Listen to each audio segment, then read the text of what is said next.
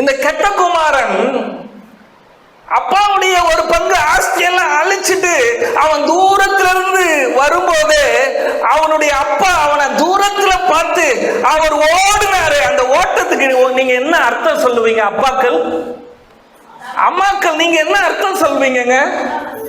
அந்த பிள்ளையை அவர் எப்படி கொண்டாடுகிறாருங்க? அந்த அப்பா சொல்றாரு, இது உனக்காக தான் அந்த கதையை நான் வேதத்துல எழுதி வச்சிருக்கிறேன், உனக்காக தான், உனக்காக தான். நீ எனக்கு எவ்வளவு ஏமாற்றங்கள் இழப்புகளை கொண்டு வந்தாலும் உன்னை நீ சபைக்கு வர்றதுக்கு முன்னாடி, நீ வீட்டுல பஸ் ஏறதுக்கு முன்னாடி உன்னை ஓடி வந்து கட்டி பிடிச்சுக்கிட்டு தான் உன்னை சபைக்கு அவர் கூட்டிட்டு வந்திருக்கிறாரு.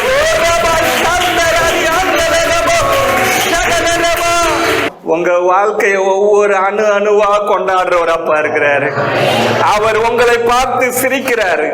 அந்த சிரிப்பு உங்களை ஆசீர்வதிக்கிற, உங்க செல்லம் கொஞ்சிறது.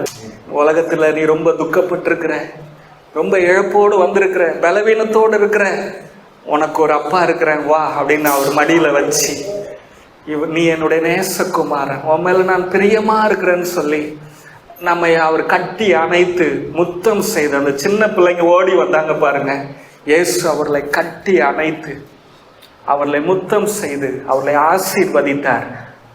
அந்த பிள்ளைகள் தான் நீங்க, அந்த பிள்ளைங்க தான் நீங்க. உங்களை அவர் கொண்டாடுகிறாருன்ற